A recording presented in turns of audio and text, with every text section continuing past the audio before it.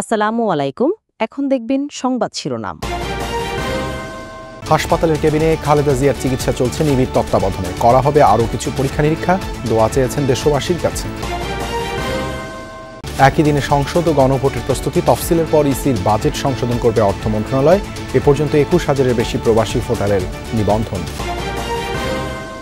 ভূমিকম্পের পর চিহ্নিত ৩০০ ভবনের বিষয়ে ব্যবস্থা নিচ্ছে রাজউক। ঝুঁকি ও করণীয় নিয়ে বিশেষজ্ঞদের সাথে সলা পরামর্শ প্রধান উপদেষ্টা।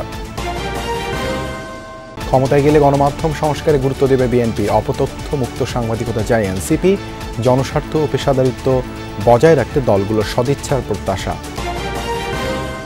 ১.৫ ঘণ্টা ধরে আগুনে পুড়ল চট্টগ্রামের কদমতলীর কম্বলের গোডাউন। নেভালেও কারণ জানাতে পারেনি ফায়ার সার্ভিস। ঢাকা চট্টগ্রামে পারিবারিক আদালত চালু। অনলাইনেই মামলা করতে পারবেন ভুক্তভোগীরা। জমি সংক্রান্ত জটিলতা কমাতে ভূমি অ্যাপের উদ্বোধন।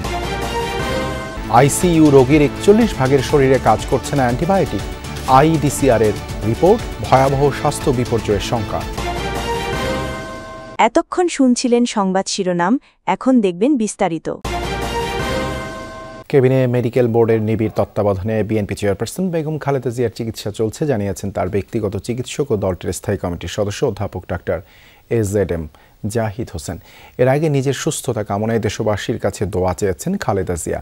নিবিড় পর্যবেক্ষণে থাকা খালেদা জিয়ার শারীরিক অবস্থা অপরিবর্তিত বলে জানান তার চিকিৎসক। বলেন, বিএনপি চেয়ারপারসন ও সাবেক প্রধানমন্ত্রী খালেদা জিয়ার হার্ট ও ফুসফুসে ইনফেকশন হয়েছে। হাসপাতালে চিকিৎসকদের পর্যবেক্ষণে তার চিকিৎসা চলছে। গতকাল তার বেশ কিছু টেস্ট করানো হয়। রোববার রাত ৮টায় এভার কেয়ার হাসপাতালে ভর্তি করা হয় খালেদা জিয়াকে। তিনি বিশেষজ্ঞ চিকিৎসক অধ্যাপক শাহাবুদ্দিন তালুকদারের তত্ত্বাবধানে আছেন। বিএনপি চেয়ারপারসনের জন্য মেডিকেল বোর্ড গঠন করা হয়েছে। বোর্ড সদস্যরা জানিয়েছেন, গত কয়েক মাস ধরেই নানা ধরনের শারীরিক জটিলতা দেখা যাচ্ছে বিএনপি চেয়ারপারসনের। চ্যালেঞ্জ হলেও একই দিনে জাতীয় নির্বাচন আর গণভোট করা সাশ্রয়ী হবে বলে মনে করেন অর্থ উপদেষ্টা ডক্টর সালেউদ্দিন আহমেদ। বলেছেন, তফসিল ঘোষণার পর ইসিকে চাহিদার ভিত্তিতে বরাদ্দ দেওয়া হবে। সচিবালয়ে সরকারি ক্রয় সংক্রান্ত উপদেষ্টা পরিষদ কমিটির সভা শেষে এসব কথা জানান তিনি। দেশে প্রথমবারের মতো একসাথে হতে যাচ্ছে জাতীয় নির্বাচন ও গণভোট। অনেকে এটিকে চ্যালেঞ্জ মনে করলেও সরকারের ভাবনা দুটি একসাথে হওয়াই যৌক্তিক। সোমবার সকালে সচিবালয়ে সরকারি ক্রয় সংক্রান্ত কমিটির বৈঠক শেষে ভোট নিয়ে কথা বলেন অর্থ উপদেষ্টা ডক্টর সালেহুদ্দিন আহমেদ। জানান, তফসিল ঘোষণার পর ইসিকে চাহিদার ভিত্তিতে বরাদ্দ দেওয়া হবে। এত এন্টায়ার জিনিস রিটার্নিং অফিসার মোবিলাইজ করা, আপনি জানেন, এটা খুব সোজা কাজ না।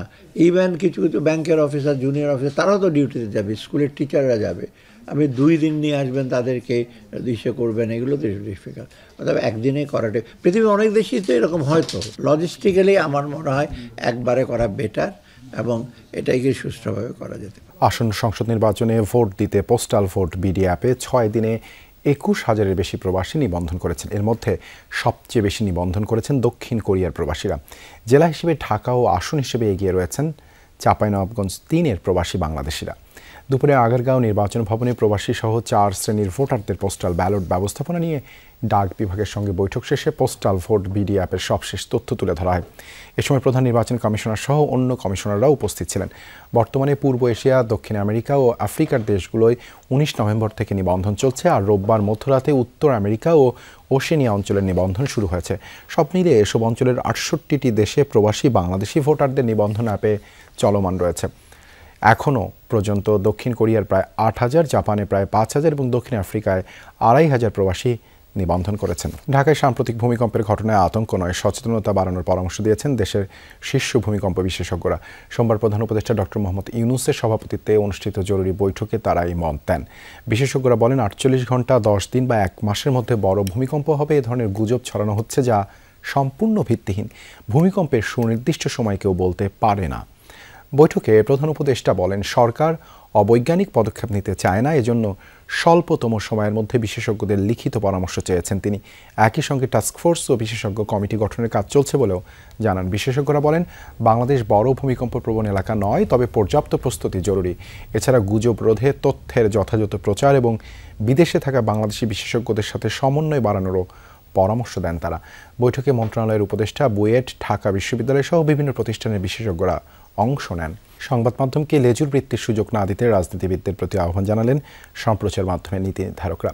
যদিও গণমাধ্যমের অতীতের অতি রাজনীতিকরণের দায় সাংবাদিকদের উপরই চাপান বিএনপি মহাসচিব বলেন, ক্ষমতায় এলে গণমাধ্যম সংস্কারে অগ্রাধিকার দেবে বিএনপি। বিজেসির মতবিনিময় সভায় অপতথ্য বন্ধ করে গণমাধ্যমকে জনবান্ধব হওয়ার পরামর্শ দিয়েছেন রাজনীতিবিদরা। বিজেসির পক্ষ থেকে জাতীয় সম্প্রচার কমিশন সহ 7 দফা সুপারিশ উত্থাপন করা হয়। গণমাধ্যম সংস্কার কমিশনের প্রতিবেদনের উপর সম্প্রচার সাংবাদিকদের সংগঠন বিজেসির ধারাবাহিক মতবিনিময়ের শেষ পর্বে ছিলেন রাজনীতিবিদ ও সম্প্রচার মাধ্যমের নীতি নির্ধারকরা। মতবিনিময়ের শুরুতেই গণমাধ্যম সংস্কার কমিশনের প্রতিবেদন নিয়ে 7 দফা সুপারিশ তুলে ধরে বিজেসি। সম্প্রচার সংবাদ মাধ্যমকে স্বাধীন সম্পাদকীয় প্রতিষ্ঠান হিসেবে পরিচালিত হতে দেওয়ার রাজনৈতিক অঙ্গীকার করতে হবে। মৌলিক এসব দাবি বাস্তবায়নে আগামীর নীতি নির্ধারকদের সহায়তা চান বিজেসি নেতারা। গণমাধ্যমেরও জবাবদিহিতা থাকবে জনগণের কাছে, সরকারও এটি অহেতুক বাধাগ্রস্ত করবে না।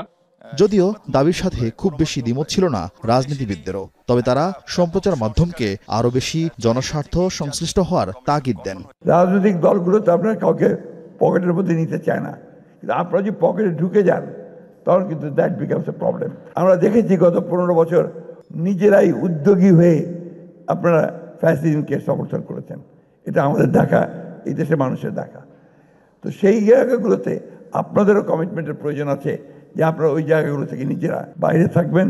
যে আমরা যদি সরকার পরিচালনার দায়িত্ব জনগণের মাধ্যমে পাই, তাহলে আমরা নিঃসন্দেহে এটাকে অগ্রাধিকার ভিত্তিতে আমরা দেখব বলে আমরা বিশ্বাস করি। চট্টগ্রামে ভয়াবহ আগুনে পুড়ে ছাই হয়েছে বহুতল ভবনের 4 তলায় অবস্থিত কম্বলের গুদাম। নগরীর কদমতলীতে ভয়াবহ এই অগ্নিকাণ্ডে পুরো এলাকায় আতঙ্ক ছড়িয়ে পড়ে। আগুন নিয়ন্ত্রণে যোগ দেয় ফায়ার সার্ভিসের 8টি ইউনিট, তবে হতাহত হয়নি কেউ। অগ্নিকাণ্ডের কারণ ও ক্ষয়ক্ষতির পরিমাণ তাৎক্ষণিকভাবে জানা যায়নি। বেলা 1:30টার দিকে চট্টগ্রামের কদমতলী পোড়া মসজিদ এলাকায় চেয়ারম্যান মার্কেটের 4র্থ তলায় আগুন লাগে, যেটি আল হোসেন এন্টারপ্রাইজ নামের একটি প্রতিষ্ঠানের কম্বলের গোদাম। শুরুতে তীব্রতা কম থাকলেও ধীরে ধীরে আগুন বাড়তে থাকে। স্থানীয়রা নেভাতে চেষ্টা করে ব্যর্থ হয়ে ফায়ার সার্ভিসে খবর দেয়। জামাত স্টার্ট হয়েছে, তারপর আগুন ধরে গেছে। মসজিদের বাইরে দেখতেছি দেখি এই আগুনের অবস্থা। আমরা নিচে ছিলাম, মাল নামাচ্ছিলাম, তখন উপর থেকে দেখতে বেশি বেশি করে ধোঁয়া বের হচ্ছে, চিল্লাচিল্লি হয়ে গেছে। গোডাউনে ঢুকার কোনো চান্স পাই না, তারপর ধোঁয়ার জন্য এখানে যাওয়া যাচ্ছে না। আমরা বাইরে থেকে অনেক চেষ্টা করছি ঢুকার, কিন্তু ঢুকতে পারতেছি না। তারপরে ফায়ার সার্ভিস আসছে, উপর উঠছে আমাদের ছাদের থেকে, এখানে পানি মারছে। আমরা ধোঁয়ার কারণে আমরা নিজেরাই কোনো কি দিশকুল পাচ্ছি না। ঢাকা মহানগর আদালতে আনুষ্ঠানিকভাবে চালু হলো পারিবারিক আদালত। বিচার ব্যবস্থায় প্রথমবারের মতো চালু হয় এই সেবা পারিবারিক মামলার দীর্ঘসূত্রতা কমানোর পাশাপাশি বিচার প্রার্থীদের ভোগান্তি কমাতে গুরুত্বপূর্ণ ভূমিকা রাখবে বলেছেন আইন উপদেষ্টা। সকালে ঢাকা মহানগর দায়রা জজ আদালতের আনুষ্ঠানিকভাবে পারিবারিক আদালতের উদ্বোধন হয়। পাইলট প্রকল্প হিসেবে ঢাকার পাশাপাশি চট্টগ্রামের পারিবারিক আদালতে এই সেবা দেয়া হবে। আইন উপদেষ্টা বলেন, অতিরিক্ত সংস্কার করতে গিয়ে রাষ্ট্র কাঠামো যেন দুর্বল না হয়, সেদিকেও খেয়াল রাখতে হবে। শুধু মামলা দায়ের করা না, নথি ব্যবস্থাপনা আছে, শুনানি আছে, রায় আছে, সবকিছু অনলাইনে হয়ে যাবে। এটাকে আমরা একটা পেপারলেস কোর্টও বলতে পারি। এটাতে যে ভোগান্তি কমবে, সময় বাঁচবে, দুর্নীতি কমবে। এটা বিশেষ করে নারী জাতির জন্য, যারা নির্যাতিত এবং নানান অবিচারের শিকার, এবং যে সমস্ত শিশুরা পারিবারিক সহিংসতা এবং বিদ্বেষের শিকার, তাদের জন্য আসলে অনেক বড় একটা বিচারের বার্তা নিয়ে এসেছে। গুরুতর রোগীকে সারিয়ে তুলতে শেষ চিকিৎসার জন্য নেওয়া হয় আইসিইউতে, কিন্তু সেখানকার 41% রোগী অ্যান্টিবায়োটিক প্রতিরোধী জীবাণুতে আক্রান্ত। কাজ করছে না বহুল প্রচলিত অ্যান্টিবায়োটিকের একটিও। আইডিসিআর এর সার্ভিল্যান্সে উঠে এসেছে এই ভয়াবহ চিত্র। এতে দেখা যায় অন্য রোগীদের তুলনায় আইসিইউ এর রোগীরা অ্যান্টিবায়োটিকে বেশি মাত্রায় অনিরাময়যোগ্য।